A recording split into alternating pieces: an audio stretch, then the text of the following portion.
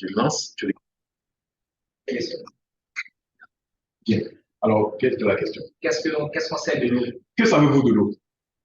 Comme entité chimique, entité naturelle, tout ça. Bon. L'eau, selon ce que moi je sais, c'est une solution chimique qui est incolore, inodore, non, Inodore? qui n'a pas de goût. Ok. Ok. Mais bon, Kovivi, qu'est-ce que tu sais de l'eau? Pour ajouter à ce qu'il a dit. L'eau constitue la plus grande partie de la Terre, occupe la plus grande partie de la Terre, D'accord. et c'est la source de la vie sur la Terre. Pourquoi elle est source de la vie? Pourquoi l'eau est source de vie? Oui. Selon moi, c'est parce que l'homme, selon les scientifiques, l'homme est composé d'eau. À combien de pourcents? 70%. 71%. 71%. Vous voyez le mystère de l'eau? La Terre est recouverte de 71% d'eau, mais l'homme aussi est composé de 71%. Ça peut monter jusqu'à 72, 73, mais c'est dans la même proportion. Deuxième chose, la grosse information, c'est que la science a fini par découvrir que, en réalité, on ne sait pas grand-chose de l'eau. Ça, c'est la certitude qu'on a aujourd'hui. On ne sait pas grand-chose de l'eau. Parce que c'est un mystère. Vous voyez, la molécule H2O, c'est juste un atome d'oxygène lié à deux atomes d'hydrogène. En tant qu'entité chimique, c'est une aberration. Mais l'eau a le caractère amphotère, c'est-à-dire qu'elle est basique, elle est acide. Elle arrive sur un milieu, si elle a besoin de se comporter en acide, elle se comporte en acide. Si le milieu lui impose de se comporter en basique, elle se comporte je veux dire, en base. Là où elle doit être neutre, elle est neutre. Elle a toutes ces trois possibilités, ces trois capacités chimiques en même temps. Ce qui fait que l'eau c'est ce qui fait que l'eau est partout. En d'autres termes, si vous prenez un acide, c'est un acide. Il ne peut pas être base. Oui, il y a son composé, il y a son conjugué. Mais un acide est fondamentalement un acide. Une base, c'est une base. Mais l'eau a les trois caractéristiques. Acide, neutre et basique. Ce qui fait que son fonctionnement aujourd'hui, les océanographes, ce que je le dis dans notre contexte d'océanographie. Les océanographes se sont rendus compte qu'on ne sait pas grand-chose. On a beau dire, on a dit plein de choses, mais maintenant on se rend compte. Pourquoi je vous dis ça? On a des collègues japonais qui ont mené une étude, plusieurs études, mais qui ont montré que si vous prenez un verre d'eau, ils ont pris trois ou quatre verres d'eau. Sur le premier verre d'eau, le chercheur est venu et il a dit des paroles d'amour. Il a prononcé je t'aime, du fond du cœur, des paroles d'amour. Sur le deuxième verre d'eau, il a proféré des paroles, je veux dire comme ça, des paroles comme ça, il n'y a pas d'amour, il n'y a pas de haine. Sur le troisième verre d'eau, ça a été des paroles de haine. Tu m'énerves, je te déteste, tout ça. Voilà, on s'arrête, ça c'est trois trucs. Et dedans, ils ont mis du riz, ils ont mis des grains de riz. Et ils ont fait cette expérience pendant, je ne sais pas, 30 jours. Au bout de ce temps, le premier verre sur lequel ils ont fait des paroles bonnes, le riz a poussé. Le riz a germé en fait. Le deuxième, le riz a germé, mais pas dans les mêmes proportions que le premier. Et le troisième verre, le riz a pourri complètement. De l'eau, rien d'autre. Oui, bon, c'est de l'eau, on peut prendre peut-être de l'eau il ne faut pas qu'il y ait des solutions ou biaiser qu'est-ce que j'allais dire, l'expérience. Voici ce que c'est. Vous voyez la question? Donc la question c'est, attends, c'est quoi l'eau de vous à moi? Vivi, tu nous suis un peu? C'est quoi Oui, l'eau? bien sûr. Mais cette expérience, elle est récente. Et l'autre expérience qui a suivi, euh, ils ont pris l'eau dans les mêmes conditions, ils ont proféré, ils ont fait des paroles, des prières. Il y a eu des prières chrétiennes, des prières musulmanes, des prières juives, ainsi de suite. Et à chaque fois qu'ils l'ont fait, ils ont réfrigéré brutalement cette eau à l'azote liquide et ils ont observé une équation électronique. Mais l'eau se structure. L'eau se structure. Je peux là. Plusieurs. Pour que je ne verra pas. Comme ça. Ah, comme ça.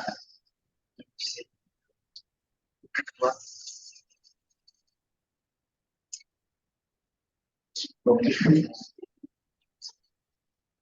oh, voilà. Ok, bien. Donc,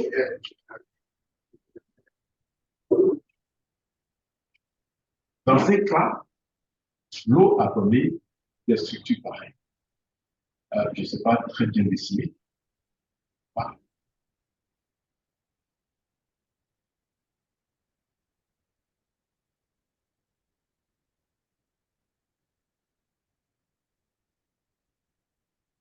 Ça donne des formes étoilées. Bon, je vais le faire rapidement. Okay? Ça donne des formes étoilées. Et donc, ça donne plusieurs formes comme ça. Et elles vont se superposer. Et ainsi de suite. Mais dans le cas de la prière, il faut être un petit peu.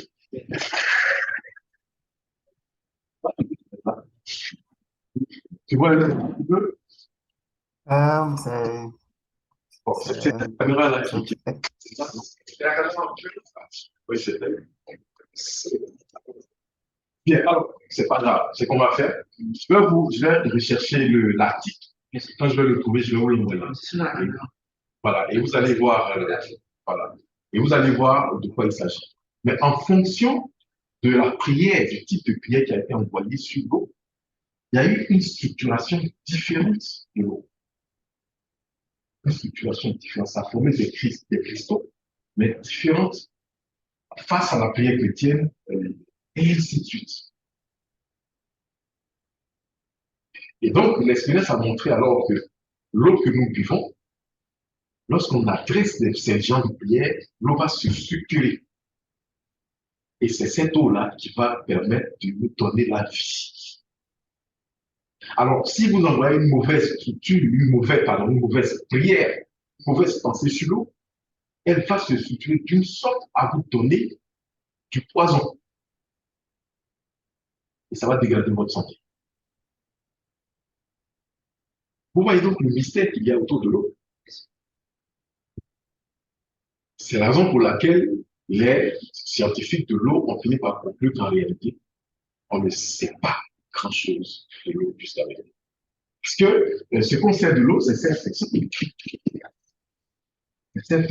molécule, d'accord, H2O. Mais en tant qu'entité chimique, comme je l'ai dit, c'est aussi banal que ça. Au niveau de la représentation géométrique, c'est comme ça. Voilà. Mais c'est cette entité-là qui va se structurer comme ça pour pouvoir vous donner soit une eau bien structurée pour votre santé ou bien la maladie. Voici pourquoi ce qu'on dit, c'est pas grand-chose de l'eau jusqu'à maintenant. Et donc, il faut qu'on continue d'étudier l'eau. Il faut continuer.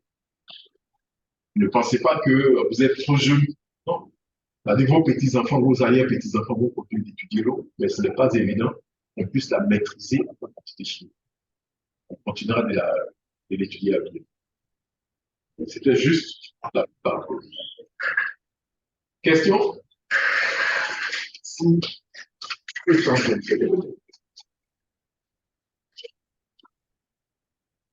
bien, alors, donc, Question donc, c'est l'analyse sur les compositions qui sont l'eau est une entité vivante. voilà. L'eau est une entité vivante, en réalité. puisque la prière qu'on envoie sur elle lui permet de se structurer en fonction de la pensée. Donc, petit secret, lorsque vous voulez boire votre eau, ces gens-là nous ont recommandé, si vous servez votre eau, attrapez le verre pendant un petit moment pour que l'eau se structure en fonction de votre énergie. Si vous ne pouvez pas adresser une prière dessus, mais attrapez le verre pendant 10-15 secondes avant de la boire. Sinon, pendant que vous attrapez, vous envoyez juste une petite prière, une petite pensée positive dessus. Et puis, il va se structurer.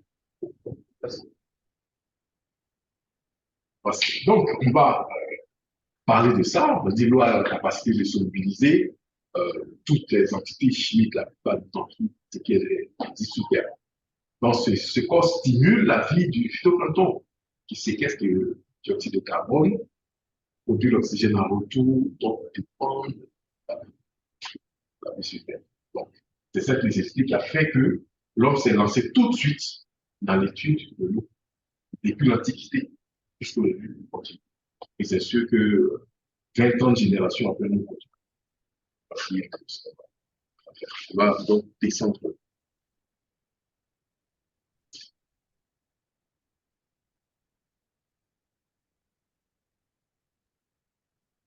Voilà. Donc, on peut dire que cependant, la moitié du Xe siècle, c'est là que l'océanographie va connaître son essor. L'océanographie est une science assez récente. Elle est assez récente, ça, il faut que vous le notiez.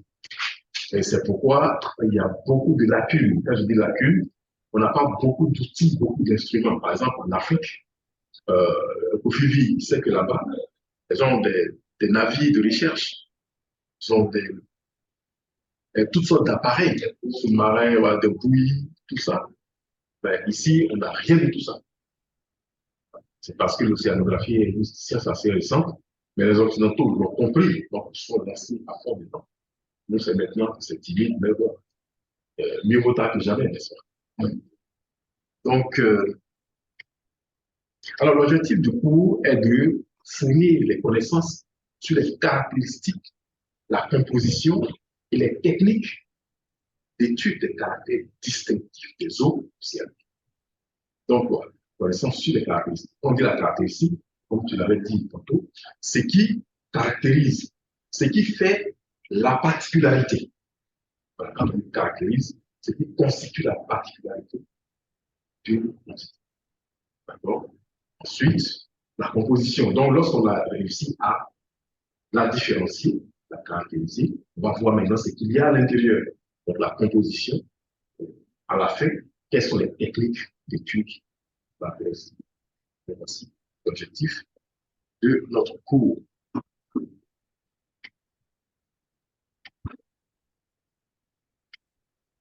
Bien, donc à la fin de ce cours, chaque apprenant sera capable de 1.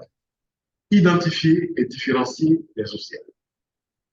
2. Donner les caractéristiques d'une masse d'eau océanique. 3. Présenter les caractéristiques chimiques de l'eau océanique. 4. Présenter les équations des processus chimiques des eaux océaniques. 5. Donner les caractéristiques biologiques des eaux océaniques. Et enfin, prendre connaissance des outils et méthodes de modélisation des caractéristiques des eaux océaniques. Pourquoi modélisation? On en parlera. Mais sans modélisation, c'est vraiment difficile d'arriver à étudier une masse d'eau comme l'océan. Voilà une chose. Alors, le cours est structuré en 4 chapitres.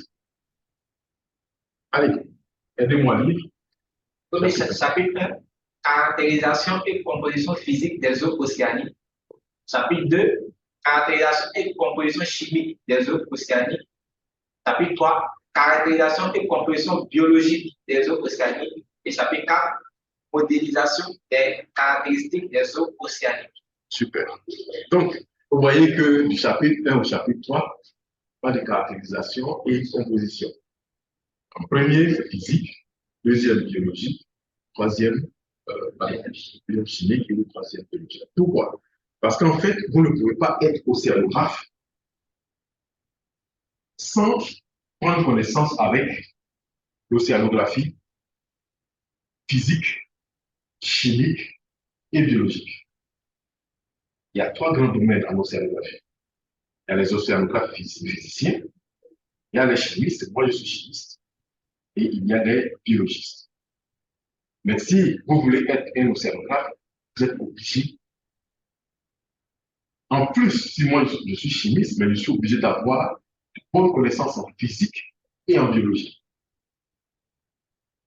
Vous me suivez? Oui. Ok, d'accord.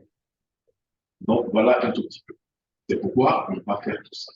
Et lorsque vous avez réussi à faire tout ça, vous avez de l'étoffe pour parler maintenant comme un océanographe éventuellement. Et au sortir de là, vous serez donc en mesure de choisir soit d'être physicien, chimiste ou biologiste. Mais en fonction de votre background, bien sûr, ce que vous avez fait avant d'arriver en master. Voici.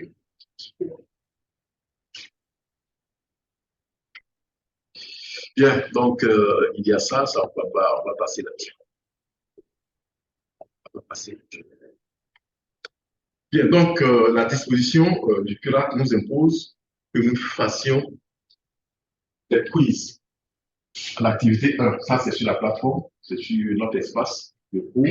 Donc on a des quiz. À l'activité 2, on a le forum qui nous permet d'échanger. D'accord? Et puis, l'activité 3, caractérisation, qu'est-ce que j'allais dire, on va rentrer maintenant dans les cours à proprement parler. D'accord? Ce n'est pas tout. Là, c'est comme lorsque vous voyez, c'est juste pour la physique, mais on n'a pas fait la chimie. C'est pratiquement le même. Donc, au niveau des, qu'est-ce que j'allais dire, de l'évaluation, quiz va représenter les 5%, les notes, les cours eux-mêmes, c'est 25% aussi, puis l'évaluation finale, 50%. Donc, en fonction du temps qu'on va avoir, si on peut faire des évaluations à l'interne, je veux dire, via des interrogations, même si on ne peut pas, il y a toujours un moyen de vous évaluer. Voilà. Donc, les supports, on a support de un logiciel R que je vais vous demander certainement d'installer. On va essayer de. Comme dit, tu as le logiciel R installé sur ta machine? Non, pas encore. Ah, d'accord.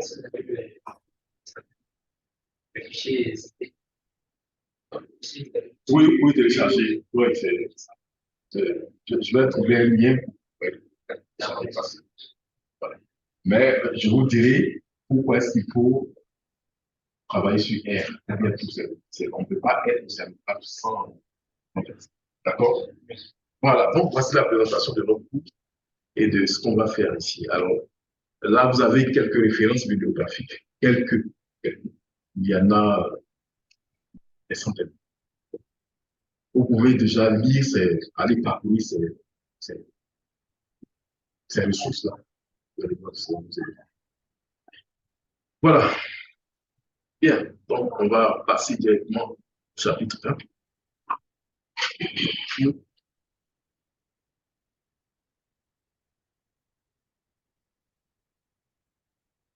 Voilà.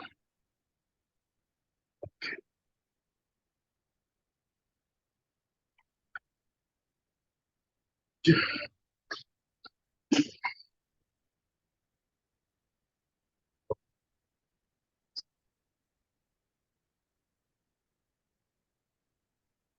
Bien. Donc, c'est le plan qu'on vient de voir. On va y aller. Donc, en chapitre 1, on verra la caractérisation et la composition physique des eaux océaniques. Lorsqu'on regarde, ça c'est juste un petit rappel. C'est quoi l'océan? La définition est là. C'est quoi l'océan? Comment? Oui.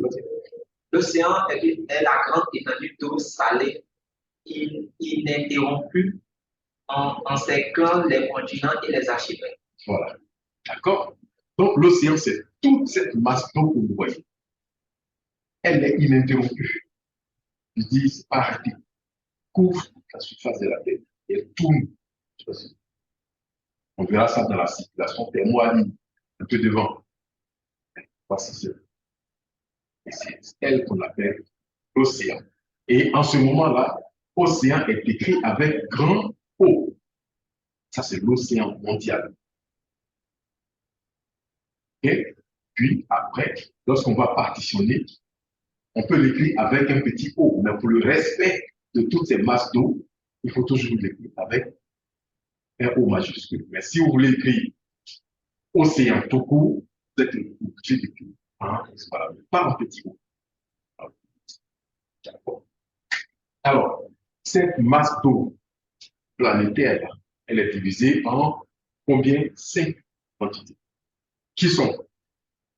L'océan Pacifique, l'océan Atlantique, l'océan Indien, l'océan Antarctique, non, Arctique. Arctique en haut, puis l'océan Antarctique en bas. Antarctique aussi appelé océan austral. Voilà. Donc, voici les 5 océans, les 5 principaux océans. Ah. Quand on dit océan, pourquoi pas mer? Pourquoi pas mer? Quelle est la différence entre un océan et une mer? Monsieur, pour lui, la différence que c'est entre un océan et une mer, c'est la profondeur. La profondeur, mais surtout la largeur aussi. La superficie. La superficie. La superficie. Voilà. Mais c'est surtout la superficie, d'abord. Un océan, c'est beaucoup plus grand, pendant qu'une mer, c'est plus restreint. Par exemple, quand on voit sur la carte, la Méditerranée, entre l'Afrique et l'Europe, la même Méditerranée, tu vois, la même Méditerranée, elle est là. La Méditerranée, elle est ici. Ça apparaît là. Non. Ça sort ici, mais pardon, ça apparaît. D'accord. Bon, alors, mais tout le monde voit, non? Voici la Méditerranée. Voilà. Là, le canal de Suez. Le canal de Suez. Voilà. Ça, c'est une mer. Elle est toute petite. Ici aussi, on a la mer de Bering. Là et là. Mais principalement là. Ça, c'est une mer. La mer de Bering. D'accord? Et ici, on appelle ça le Gulf Stream. Bon, voilà. Donc, vous voyez que c'est l'océan mer. Parce que c'est réduit, alors on appelle ça une mer. Lorsqu'on sort de là, parce en l'océan. Donc, à partir d'aujourd'hui, faites la différence entre une mer et un océan. Olivier, tu me suis? Oui, je vous suis. Super. On peut avancer? Bien sûr. OK. Bien.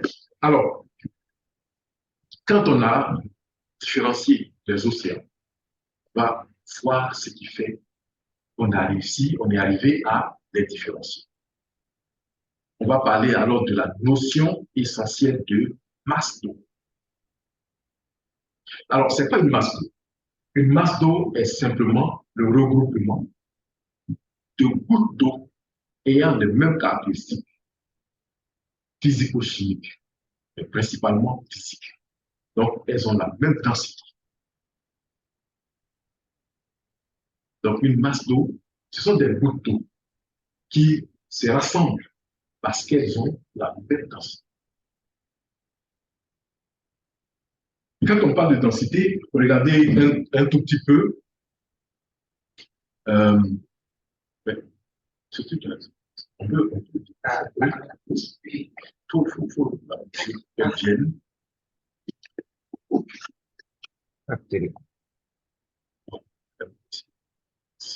C'est bon, monsieur. Voilà, c'est bon. Voilà. Non, monsieur, avant de regarder à votre guise. Oui, c'est ça. En haut, en bas.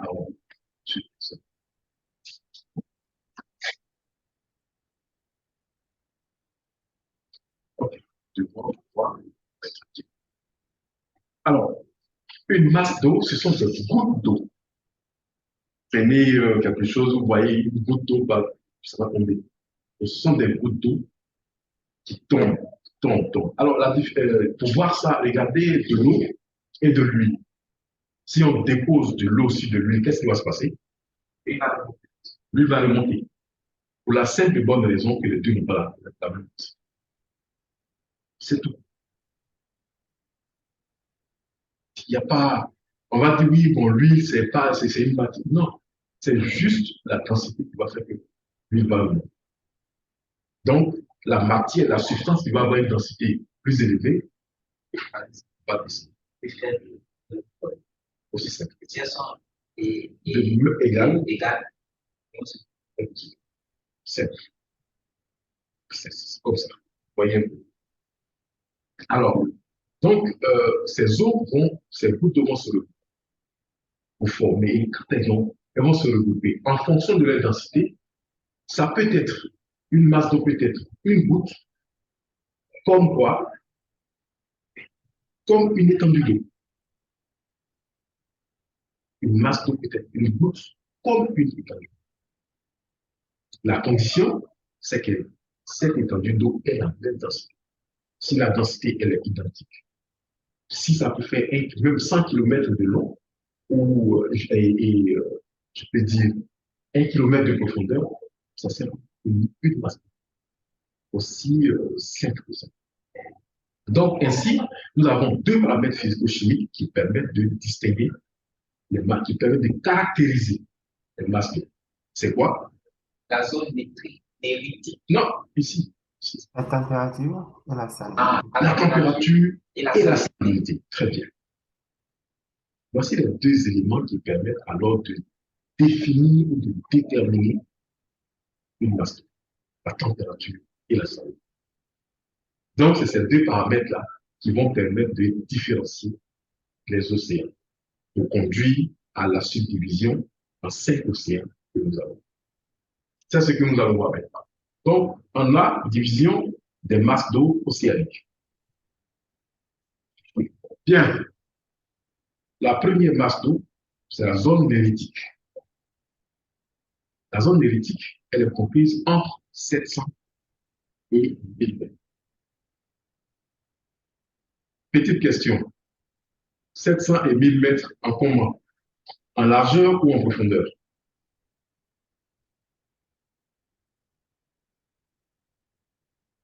Oui. Moi, en largeur. En largeur. Vivi? Et toi, c'est Oui, oui, à largeur. en largeur. Bon, c'est à peu près ça, mais c'est plutôt en profondeur. C'est en profondeur. D'accord.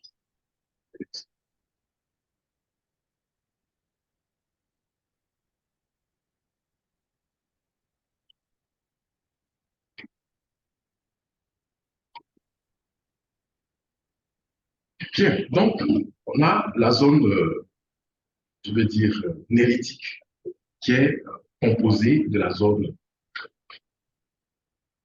Donc, la zone néritique, de façon stricto-sensu, c'est la zone pélagique.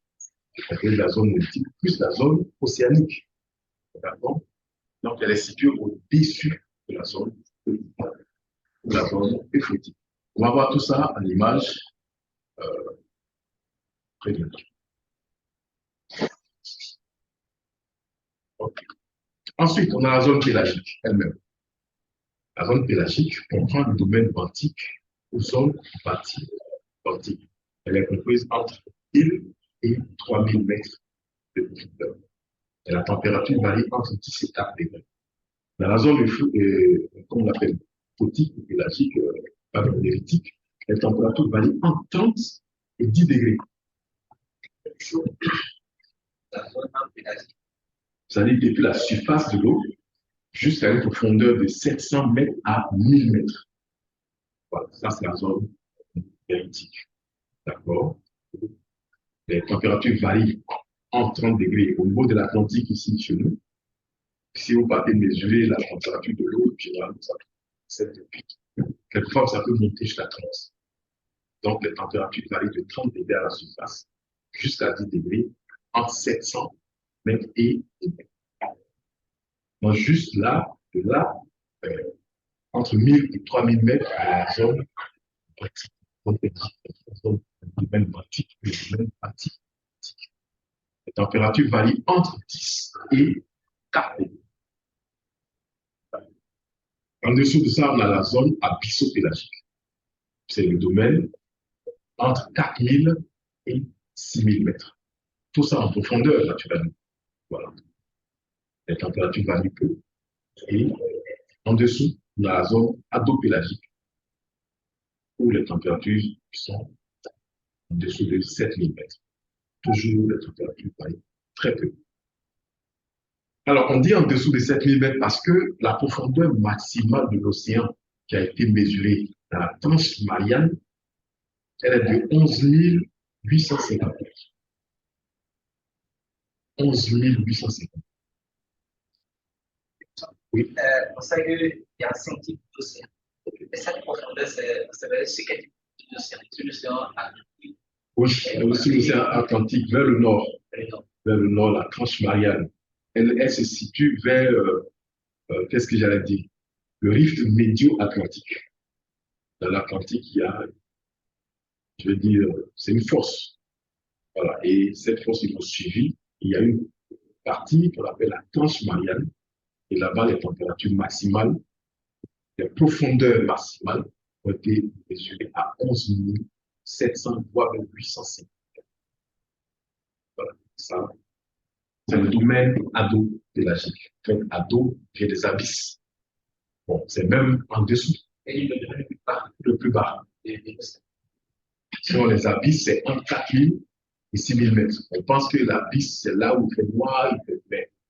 Après les abysses, il y a le domaine ado-pélagique. Une petite question, s'il vous plaît. Oui, oui.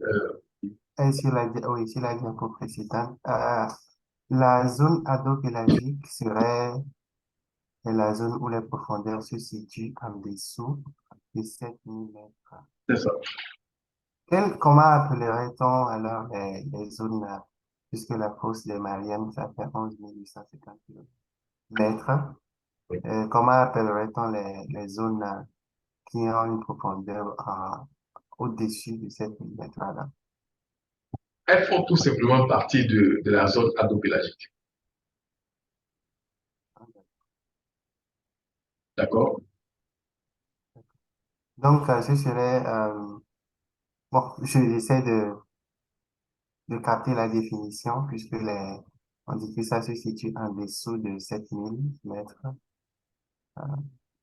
Donc, C'est dire simplement qu'à partir de 7000 mètres, on a la zone adopélagique.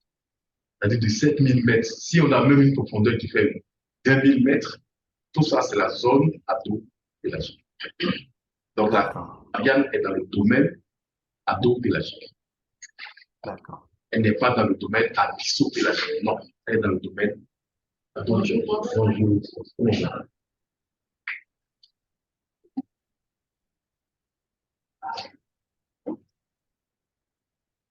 Bien, alors, on a en image tout ce qu'on vient de dire. Donc, quand on regarde, bon, ma souris n'apparaît pas à l'écran là-bas. Là, oui. Est-ce qu'il n'y a pas un pointeur sur ça? Non, il n'y a rien. Il faut voir utiliser ça, il nous aide.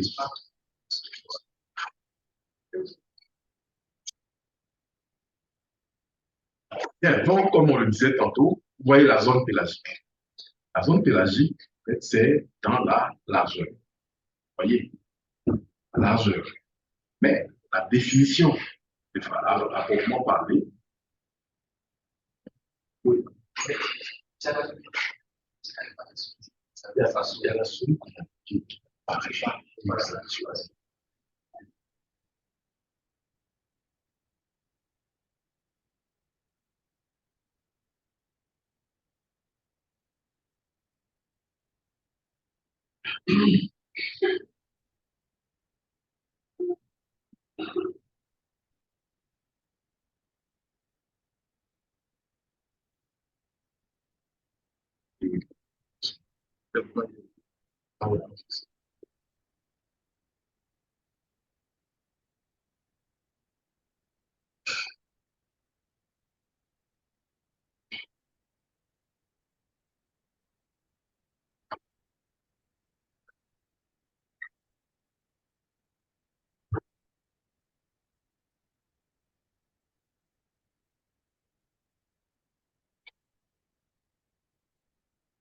Comment dire? Et je me dis, Bon, si ça peut résoudre le problème,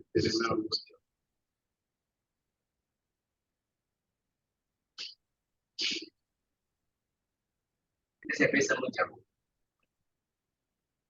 donc, si c'est ça qu'il faut sortir le il y a pourquoi pas sur des gens, voilà.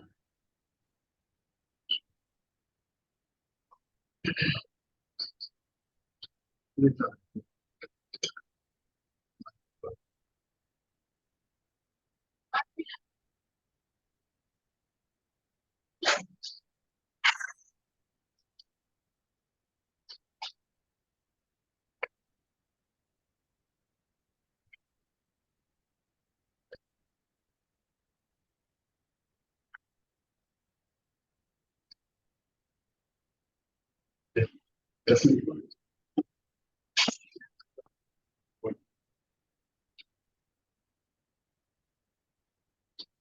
Bien, donc voici la zone pélagique. Vous voyez, dans ce plan. Mais là, c'est pris en largeur pourquoi? Simplement parce que on mesure la profondeur. Vous voyez? Donc, à cette profondeur-là, quelle est la distance qu'on parcourt de la côte jusqu'à la mer? À la mer. Vous voyez? Donc, il faut atteindre cette profondeur on est là 200 mètres, voici entre 700 et 1000 mètres. Quelle est la distance qu'on parcourt?